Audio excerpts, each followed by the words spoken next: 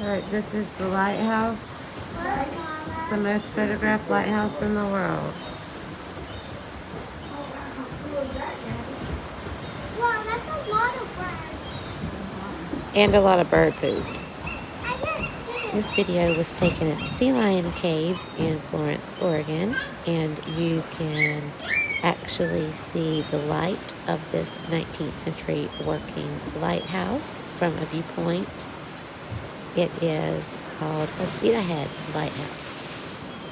This area is actually a nesting spot for puffins that kind of look like penguins, and also pigeon guillermots, which is mostly what you see right here, and a bunch of varieties of seagulls.